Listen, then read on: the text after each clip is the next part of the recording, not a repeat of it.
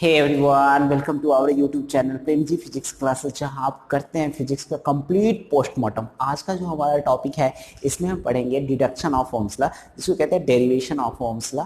Okay, then Ohm's law in vector form, then we will study about the mobility. Okay, mobility के बारे में जानेंगे। उसके बाद हम पढ़ेंगे effect of temperature on resistivity and resistance. Resistivity या रेजिस्टेंस दोनों में एक ही केस होगा, क्योंकि वो डायरेक्टली प्रोपोर्शनल होता है रेसिस्टिविटी रेजिस्टेंस के। ओके, तो इन दोनों ही फैक्टर्स को हम पढ़ेंगे। ओके, अब जो टेम्परेचर का इफेक्ट होगा रेजिस्टेंस एंड रेसिस्टिविटी का, वो किन किन सब्सटेंस के ऊपर, जैसे कंडक्टर पर, इंसुलेटर पर, सेमीकंडक्टर एंड इलेक्ट्रोलाइट, इन चार चीजों पर, फोर फैक्टर्स पर हम इसका स्टडी करेंगे। ओके, तो एक एक करके सारी बातों को सबसे पहले क्लियर करते हैं। सबसे पहले तो डेरिवेशन ऑफ ओम्स लॉ, जो बहुत ही इंपॉर्टेंट है सीबीएसई पॉइंट ऑफ व्यू से, वेरी इंपॉर्टेंट। आता ही आता ब्रांड, आता ही आता ब्रांड का है। ओके, इसकी वैल्यू बहुत ही हाई है। अब इसमें हमें करना क्या है, डेरिवेशन इसका ओम्स लॉ का। तो देखिए ओम्स लॉ में क्या होता है, जैसे हम इसके डेरिवेशन पहले हम जानते भी, no I equal to N E A we D. Simple सी बात है, हमें जानना क्या है, V upon I equal to constant. अगर हम इतना प्रूफ कर देते हैं तो ओम्स लॉ हो गया प्रूफ। ये तो करना नहीं। तो अब बताइए मुझे, हम ये जानते हैं पहले से। Again v d equal to क्या जानते हैं, e e minus e upon e tau. ये टाउ ये आपने पढ़ा था रिलेशन में। ओके, तो अब इन दोनों को यहाँ पुट करिए। देखिए हमने यहाँ पर साइन नहीं लिया है, अगर हम साइन लेंगे तो माइनस ई यहाँ पर भी आएगा नहीं। तो ये जो अगर हम लिखेंगे इसके आगे, तो हम लिख सकते हैं एन माइनस ई ए विड, ऐसे लिख सकते हैं। तो फ्रॉम ये पहला इक्वेशन बना लीजिए, from equation 1 and 2, from equation 1 and 2, 1 and 2, एक एंड दो से, इक्वेशन 1 एंड 2 से अगर इसको करें तो क्या हो जाएगा, आई इक्वल टू यहाँ पर वी डी की जगह पर ये minus e. Okay, a we d की जगह पर हम क्या लिखेंगे, minus e upon M into tau. Okay, तो आई इक्वल टू क्या लिख सकते हैं, इसको शॉर्ट अगर करें तो एन ई स्क्वायर ए टाउ अपॉन एम, नहीं एन ई स्क्वायर ए टाउ। ओके, ये इतना हम लिख सकते हैं। ओके, अब ई की वैल्यू ये एन ई स्क्वायर ए टाउ, ई रह गया यहाँ पर, टाउ बाद में लिख लीजिए, ई लिख लीजिए, ए टाउ। ओके, अब हमें क्या करना है, यहाँ पर v के फॉर्म में जाना है। तो हम जानते हैं यहाँ पर, ये तो समझ में आया माइनस माइनस ई का कंसेप्ट। उसके बाद हम जानते हैं ई इक्वल टू क्या होता है, बी अपॉन एल, नहीं। तो अब E equal to N E square A, E की जगह पर B upon L, M into L into tau, इतना लिख सकते हैं, कोई दिक्कत वाली बात। अब हम इसको करेंगे I अपॉन बी, ये नीचे आएगा, तो N E square A, okay, tau upon M into L, इतना कर सकते हैं, कोई दिक्कत। अब इसको रेसिप्रोकल कर दें, b upon I equal to m L upon N E square A into tau, इतना कोई दिक्कत इसमें। अब ये सारा चीज हमको समझ में आ गया, तो हम क्या करें, अब इसका कांस्टेंट का मतलब ये रिलेशन हम लाने की कोशिश करें। देखिए इस साइड जो भी चीज है ये सारा क्या है, कांस्टेंट में, नहीं। मास ऑफ इलेक्ट्रॉन है, L length of the conductor है, एन नंबर ऑफ इलेक्ट्रॉन पर यूनिट वॉल्यूम है, ई इलेक्ट्रॉन पर चार्ज है, ए area of cross section, tau क्या है, रिलैक्सेशन टाइम, जो कि फिक्स होता है किसी दिए हुए टेम्परेचर पर। ये किसी गिवन टेम्परेचर पर फिक्स रहेगा। इसका सीधा मतलब है कि ये जो है ना, ये वाला चीज यहाँ पर इसको थोड़ा सा हटा दीजिए और यहाँ पर इसको लिख लीजिए। ये जो है ना, ये वाला, ये फैक्टर, ये v अपॉन आई लिखेंगे, और ये पूरा फैक्टर जो है ना, ये क्या है, कांस्टेंट। समझ में आई बात है, क्यों कांस्टेंट है, क्योंकि मास ऑफ इलेक्ट्रॉन तो कांस्टेंट ही रहता है, एल भी लेंथ कंडक्टर का है, एन नंबर ऑफ इलेक्ट्रॉन पर यूनिट वॉल्यूम है, ई इलेक्ट्रॉन पर चार्ज है, ए एरिया ऑफ क्रॉस सेक्शन है, टाउ क्या है, रिलैक्सेशन टाइम। ओके, तो ये हम लिखेंगे, और v जैसे ही कांस्टेंट होगा तो v डायरेक्टली प्रोपोर्शनल किसके हो जाएगा, i के होगा, नहीं। यहाँ से कांस्टेंट हटा दीजिए तो v is directly proportional to i हो जाएगा। मतलब कहने का यही तो है, this is the proof of Ohm's law. अब देखो प्रूफ ऑफ ओम्स लॉ। अब ये एक चीज समझने वाला है, यहां पर ये जो कांस्टेंट है ये किसके इक्वल होता था, ये जो होता था वो रेजिस्टेंस के इक्वल होता था। तो R इक्वल टू क्या वैल्यू आपको मिल गया, M L upon N E square ए इंटू टॉ, ये आपको R की वैल्यू है। ओके, अब R की वैल्यू आपको निकल गई। तो 2008 में एक क्वेश्चन पूछा हुआ था, find the relation between resistivity and relaxation time, उसके बीच एक रिलेशन निकालना था। सिंपल सा है, देखिए टाउ है, रिलैक्सेशन टाइम दिया हुआ है, और हम रेजिस्टेंस को रेसिस्टिविटी के टर्म में लिख सकते हैं। तो इसको मिटा लीजिए और फिर इसको लिख लीजिए यहाँ पर।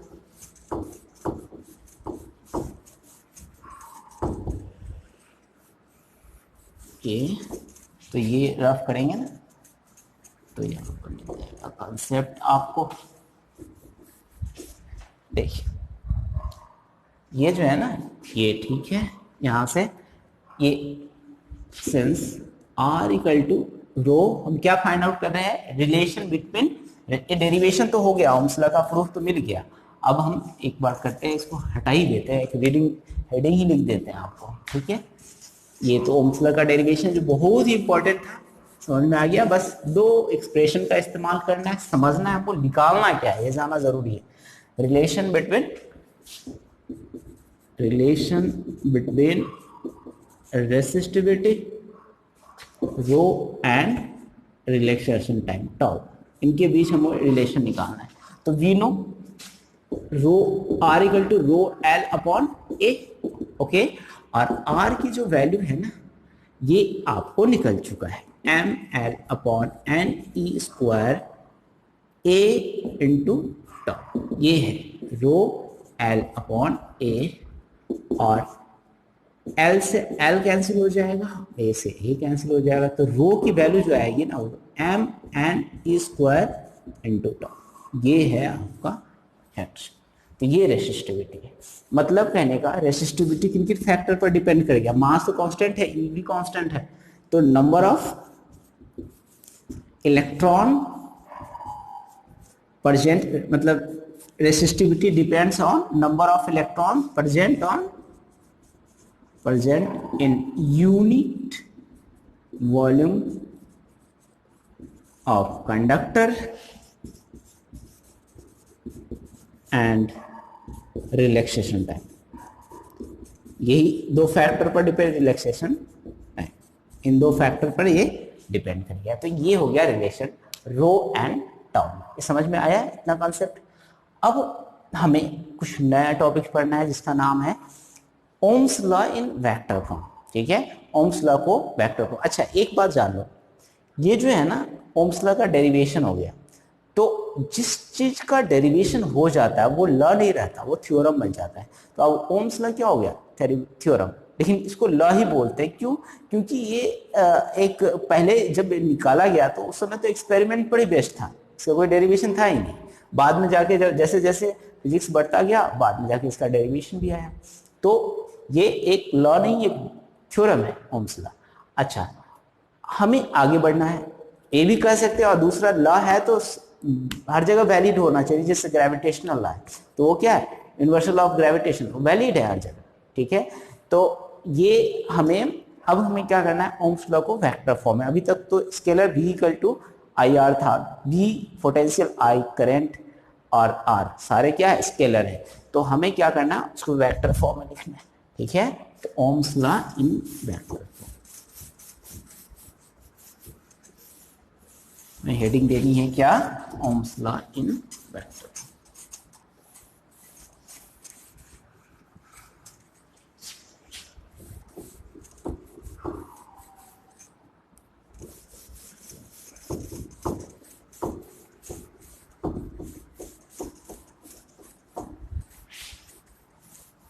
हम करेंगे क्या, इसका पोस्टमार्टम, और इसको लिखेंगे क्या, ohms law in vector form, ohms law का वेक्टर फॉर्म, ठीक है।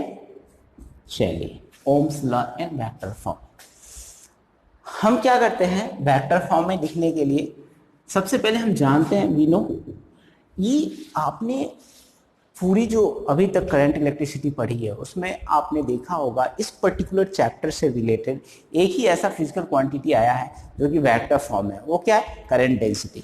तो हम जानते हैं I इक्वल टू, हमें कहाँ जाना पड़ेगा? करंट डेंसिटी में, एन ई ए वी, ये हम जानते हैं। अब हम इससे करंट डेंसिटी में आ जाएंगे, I अपॉन ए, रिलेशन हम जानते ही, एन ई वी डी, ये नावेद वाला जो है ना रिलेशन, उसको बना करके याद रख लेना। ये जे है n e v d. Okay, इतना क्लियर है? अब ये जब क्लियर है तो ये आप वेक्टर फॉर्म में लिख सकते हैं, लेकिन इससे पहले थोड़ा सा आगे बढ़िए। एन ई और यहाँ पर e upon M into tau. अब किसी को माइनस ले रहा है तो यहाँ भी माइनस लेना होगा, ठीक है? दोनों जगह माइनस लेके के, और E minus E equal to क्या हो जाएगा? E square. तो इसको रहने दीजिए ऐसे ही, जे है equal to N E square tau upon M into E. तो ये हो जाएगा जे वेक्टर फॉर्म। ओके, इतना क्लियर? अच्छा, अब अगर आपको इतनी समझ में आ गई बातें, तो आपने अभी देखा था कि रेसिस्टिविटी की जो वैल्यू हो रही थी m upon N E square tau, इतना हो रहा था नहीं? अभी अभी जस्ट हमने रेसिस्टिविटी की वैल्यू निकाली है, तो उसमें क्या निकाला था? N e m equal to m rho equal to m n E square into tau. अच्छा, अब जब इतना वैल्यू हमें आ गया तो इसका रेसिप्रोकल ही तो है यहाँ पर, मतलब कहने का जे को अगर लिखना है तो 1 अपॉन रो इंटू ई लिख सकते हैं। तो जे इक्वल टू, ये 1 अपॉन रो किसके इक्वल होता है? सिग्मा के। तो this will be equal to इतना। तो this is the vector form of Ohm's law. ये क्या है? ओम्स लॉ का वेक्टर फॉर्म है। क्लियर? समझ में आई बात है? तो ये हो गया ओम्स लॉ का वेक्टर फॉर्म। अब हमें पढ़ना है मोबिलिटी के बारे में। मोबिलिटी क्या होता है इसको समझेंगे, उसके बाद effect of temperature on resistance, resistivity, इन सब के बारे में समझेंगे। ठीक है, तो ये है, आपको रफ कर दें, इसको समझ में आ गई बातें तो। ओके, तो ये हो गया। उसके बाद हम पढ़ेंगे प्यारे बच्चों, क्या टॉपिक है हमारा? क्या? Mobility. Very important topic. Mobility क्या होता है? मोबिलिटी क्या है कि किसी कंडक्टर के अंदर इलेक्ट्रॉन पर यूनिट इलेक्ट्रिक फील्ड में कितना मूव करता है। तो मतलब velocity gained by electron, drift velocity gained by electron in per unit electric field is known as mobility. Okay, तो वेलोसिटी, मोबिलिटी लिख लेते हैं। मोबिलिटी इसको म्यू से लिखते हैं, जो रिफ्रैक्टिव इंडेक्स को लिखते हैं ना, उसी से इसको लिखते हैं। Velocity, drift velocity,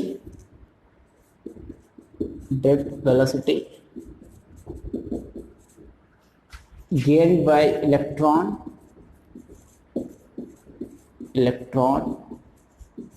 N per unit electric field is known as mobility।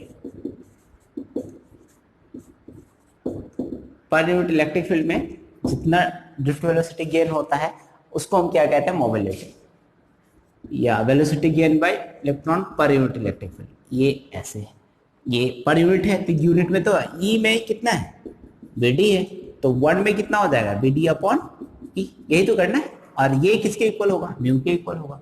तो ये हो जाएगा मोबिलिटी। ओके, अब मोबिलिटी की ऐसा यूनिट क्या होगी? ठीक है, ऐसा यूनिट ऑफ मोबिलिटी यहाँ पर काम करना है। तो देखिए, सबसे पहले देखिए, ऐसा यूनिट ऑफ मोबिलिटी, देखो ऐसा यूनिट ऑफ मोबिलिटी क्या होगा? देखो, ये तुमको इलेक्ट्रिक फील्ड है और वेलोसिटी है।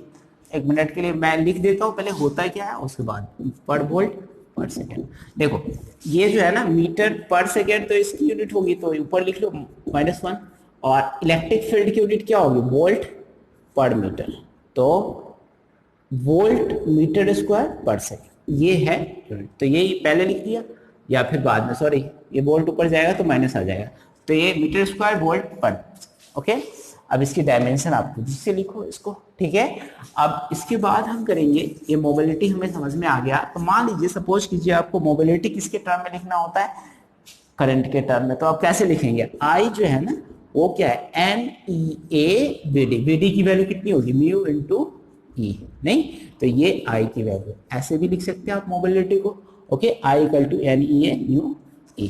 ओके, ये this is all, this is complete analysis of mobility. मतलब किसी कंडक्टर के अंदर जो इलेक्ट्रॉन जो है मूव करता है, पर यूनिट इलेक्ट्रिक फील्ड जो वेलोसिटी गेन करता है, उसको हम कहते हैं मोबिलिटी। अब हमें पढ़ना क्या है, effect of temperature on resistivity and resistance. Okay, हमें नेक्स्ट टॉपिक क्या पढ़ना है, इफेक्ट ऑफ, इसको रफ करते हैं, effect of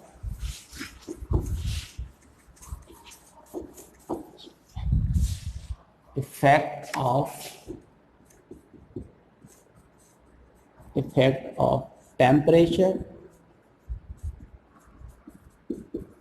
on resistivity and resistance। ठीक है, resistance,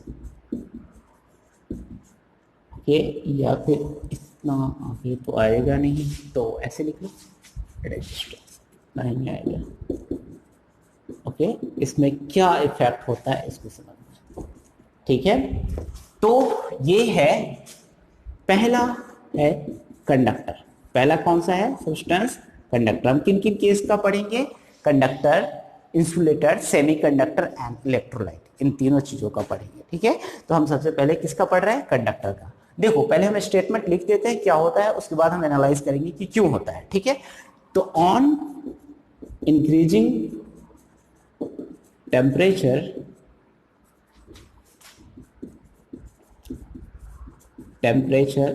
resistivity of the conductor increases, hence resistance increases, जिसकी वजह से क्या होता है, रेजिस्टेंस बढ़ता है। देखो रेसिस्टिविटी के डायरेक्टली प्रोपोर्शनल है रेजिस्टेंस, अभी पढ़ा था ना आप, r equal to rho l a, r equal to rho l a, मतलब एक बढ़ेगा तो दूसरा तो बढ़ेगा ही। तो ये तो समझ में आ गया आपको, एक बढ़ रहा है तो दूसरा भी बढ़ेगा। देखो होता क्या है, अभी आपने पढ़ा था क्या, रेसिस्टिविटी इक्वल टू क्या होता है, m upon N E square tau, ये होता है, ठीक है। मतलब रो जो है इनवर्सली प्रोपोर्शनल है किसके, एन एंड टाउ के। आपने देखा कि लिखा भी था रेसिस्टिविटी जहां निकाले थे, तो number of free electrons and relaxation time पर डिपेंड करेगा रेसिस्टिविटी। अब देखो यहां पर जैसे ही तुम टेम्परेचर बढ़ाओगे, ठीक है, तो टेम्परेचर बढ़ाओगे तो उसमें नंबर ऑफ फ्री इलेक्ट्रॉन्स में ज्यादा इंक्रीमेंट नहीं होगा, वो तो है ही कंडक्टर के अंदर, ठीक है।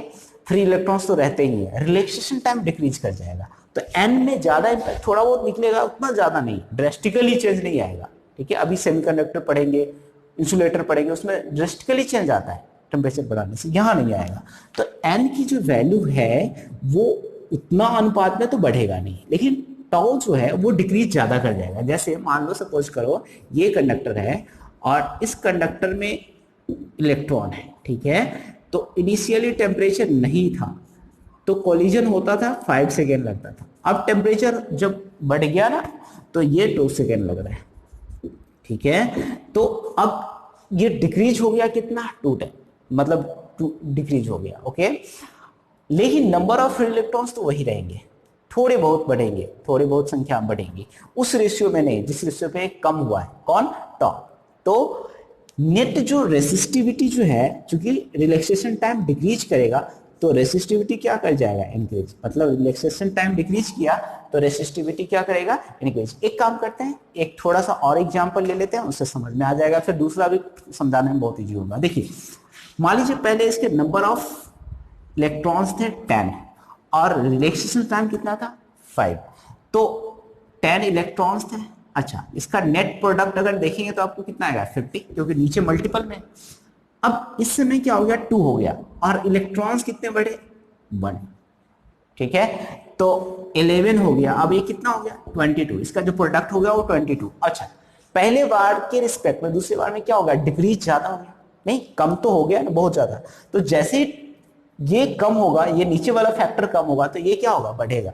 तो इसी से हम दिखाते हैं नंबर ऑफ फ्री इलेक्ट्रॉन्स का कॉन्सेप्ट आता नहीं ज्यादा, ऐसे फ्री इलेक्ट्रॉन से कंडक्टर के अंदर, तो हमने रिलैक्सेशन टाइम दिखाई। मतलब जैसे ही हम टेम्परेचर बढ़ाते हैं रिलैक्सेशन टाइम डिक्रीज होता है और रेसिस्टिविटी क्या हो जाएगा इंक्रीज होगा।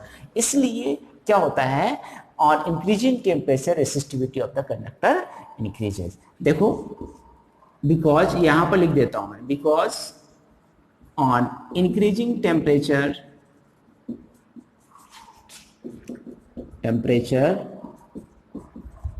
relaxation time decreases,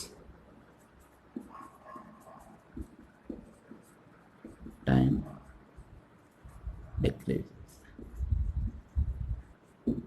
डिक्रीज होता है, इसलिए ये ओके। तो ये समझ में आ गई बात है। अच्छा, अब रिलेशन कैसा होगा, कैसे इंक्रीज होगा, ये सब चीज को समझना है, तो इसको भी समझ लेते हैं फटाफट। ओके, कैसे इंक्रीज होगा और किस तरह linear expansion, area expansion, volume expansion, तो वही केस यहां हम करने जा रहे हैं। ठीक है, वो थोड़ा सा याद होगा आपको। लेट आर नॉट क्या है इनिशियल रेसिस्टिविटी, ओके, आर रो जो है ना final resistivity and delta T1 and T2, T1 initial temperature है, टेम्परेचर, एंड T2 जो है ना वो है फाइनल टेम्परेचर। ठीक है, ये फाइनल टेम्परेचर। अब देखो होता क्या है, ये जो है ना डेल्टा रो, जैसे ही आप टेम्परेचर बढ़ाएंगे तो जो चेंज इन रेसिस्टिविटी आएगा डायरेक्टली प्रोपोर्शनल इनिशियल रेसिस्टिविटी के होगा। इनिशियल जो रेसिस्टिविटी होगा उसके डायरेक्टली प्रोपोर्शनल, और दूसरा जो होगा वो directly proportional change in temperature. Okay, तो कंबाइन करेंगे दोनों एक्सप्रेशन को। देखो मतलब जितना रेसिस्टिविटी में चेंज होगा इनिशियल रेसिस्टिविटी के इक्वल होता है। ये क्लियर कंसेप्ट है कि अगर मान लो कोई, इसको थोड़ा सा प्रैक्टिकल लाइन से समझ ले, जैसे मान लो कोई आदमी व्यापारी करता है, बिजनेस करता है, तो उसका 10,000 करोड़ का बिजनेस है और कोई है 10 लाख का है उसका बिजनेस, तो 10,000 करोड़ वाले को जो मुनाफा होगा या नुकसान होगा उसी के रेंज में होगा, करोड़ में, 10,000 के रेंज में, 1,000 के रेंज में। लेकिन 10 लाख वाले को 1,000 लाख इसी के रेंज में होगा मुनाफा और घाटा भी। एक जनरल आइडिया, उसको लॉटरी लग जाए वो बात अलग है। ठीक है, तो ये दोनों को कंबाइन करेंगे, कंबाइनिंग एबव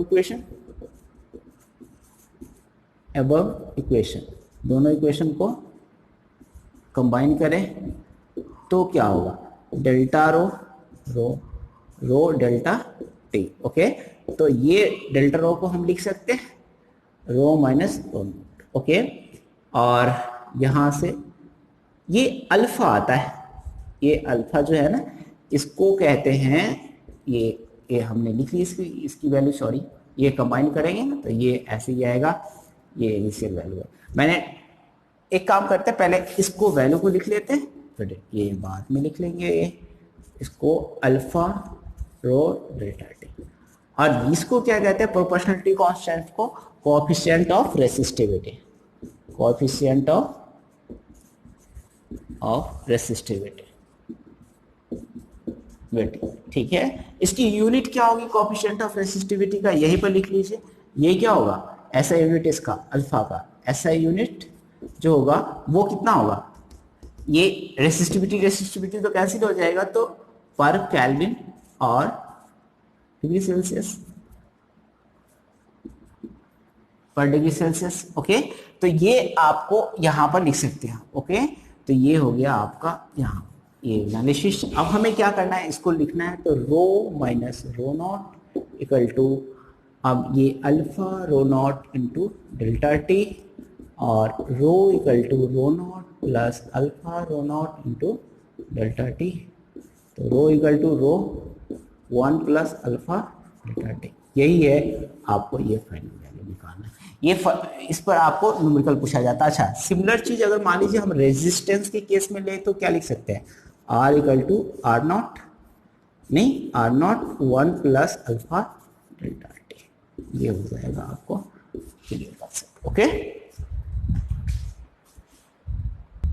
प्यारे बच्चों, हमने कंडक्टर का केस पढ़ लिया था। जब टेम्परेचर बढ़ाएंगे तो उसमें रेसिस्टिविटी के साथ क्या होगा, वहां रेसिस्टिविटी इंक्रीज कर रहा था। अब इंसुलेटर के केस में क्या होगा, in case of insulator when will increase, तो नंबर ऑफ इलेक्ट्रॉन्स जो होते हैं ना वो बढ़ जाते हैं, और रिलैक्सेशन टाइम उस रेशियो में डिक्रीज नहीं होता। जैसे जैसे टेम्परेचर बढ़ाएंगे, तो मान लो इनिशियली एग्जांपल जो पहला लिया था उसी तरह का ले लेते हैं। जैसे मान लीजिए इनिशियली 5 था, ठीक है, 5 सेकेंड रिलैक्सेशन टाइम। अब और नंबर ऑफ फ्री इलेक्ट्रॉन्स जो थे ना वो 10 थे, ठीक है, और ये हो रहा था 50 मल्टीप्लाई प्रोडक्ट करके।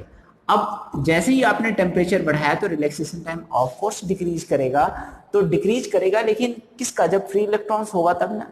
ओके तो नंबर ऑफ इलेक्ट्रॉन्स डिक्रीज करेगा लेकिन उस रेशियो में नहीं जिस रेशियो में, जैसे 2 सेकेंड है, लेकिन ये जो है 10 11 नहीं होगा, इस बार कितना हो जाएगा 20 बढ़ जाएगा। तो ये वैल्यू जो है ना ये ओवरऑल डिक्रीज नहीं करेगा, बढ़ेगा बहुत गुना। जैसे 20 में तो डिक्रीज ही हो जाएगा ना, लेकिन अगर 30 हो गया तो कितना हो जाएगा 60। मतलब कहने का ओवरऑल जो वैल्यू होगा ना वो बहुत ज्यादा बढ़ जाएगा। हम कह सकते हैं कि रिलैक्सेशन टाइम के रिस्पेक्ट में नंबर ऑफ इलेक्ट्रॉन्स की जो वैल्यू इंक्रीमेंट होगी वो ज्यादा होगी, तो ओवरऑल नेट प्रोडक्ट जो होगा वो बढ़ जाएगा। और ये वैल्यू जैसे ही बढ़ता है ये रेसिस्टिविटी क्या हो जाएगा, डिक्रीज होगा। तो ये एन टाउ का जो प्रोडक्ट है ये इंक्रीज करेगा, जिसकी वजह से रो की वैल्यू क्या हो जाएगी, इंक्रीज कर जाएगी। तो ये वैल्यू क्या होता है, ज्यादा हो जाता है। इस वजह से हमें इंसुलेटर में ये देखने को मिलता है कि टेम्परेचर बढ़ाने से रेसिस्टिविटी क्या हो जाएगा, इंक्रीज कर जाएगा। अब देखो सेमीकंडक्टर के केस में भी ऐसा ही होता है। जैसे हम टेम्परेचर बढ़ाते हैं तो उसकी कोवलेंट बॉन्ड ब्रेक होता है और नंबर ऑफ फ्री इलेक्ट्रॉन्स बढ़ जाते हैं। तो number of free electrons respectively relaxation time के ज्यादा अनुपात में बढ़ता है, तो इस वजह से वो भी इंक्रीज कर जाता है। वैसे हमने ये चीज एक पढ़ना होता है, बस ये चीज तुमको तुम्हारे थोड़ा सा ग्रेजुएशन लेवल की है, लेकिन अभी समझ लो जो इसका रेसिस्टिविटी होता है rho equal to rho not E G upon R T होता है। ई जी क्या है, यहाँ पर फॉरबिडन एनर्जी गैप है। तो forbidden energy gap and R T, ये वैल्यू जो है ना फॉरबिडन एनर्जी, थोड़ी बहुत सेमीकंडक्टर की जानकारी होगी तो p n n type semiconductors होते हैं तो उसमें एनर्जी गैप होता है, तो ई जी आर टी होता है। अब देखो ये rho not E G R T, अब जैसे ही टेम्परेचर बढ़ाएंगे, मान लो इन्फिनिटी कर दे, तो ये वैल्यू क्या हो जाएगा, 0, और rho equal to rho not हो जाएगा। मतलब कहने का, अच्छा अगर 0 कर दे तो ये क्या हो जाएगा, इनफाइनाइट, और ई टू द पावर इनफाइनाइट, तो ये तो वैल्यू बहुत ज्यादा हो जाएगा। मतलब 0 टेम्परेचर पर कोई भी सेमीकंडक्टर लाइक बिहेव करता है इंसुलेटर की तरह ही बिहेव करता है। ओके तो ये हो जाएगा आपका सेमीकंडक्टर। उसके बाद है इलेक्ट्रोलाइट में क्या होता है, जैसे ही टेम्परेचर बढ़ाते हैं तो आयंस बढ़ जाते हैं, तो उसका कंडक्टिविटी जो होता है ना वो क्या हो जाता है, इंक्रीज कर जाता है। इसकी वजह से उसकी रेसिस्टिविटी जो होती है वो डिक्रीज कर जाती है। ठीक है, तो जैसे ही कंडक्टर ज्यादा कंडक्टर की तरह बिहेव कर रहा है, इसका मतलब क्या होगा, रेसिस्टिविटी उसकी कम हो जाएगी। तो ये 4 फैक्टर था। अब नेक्स्ट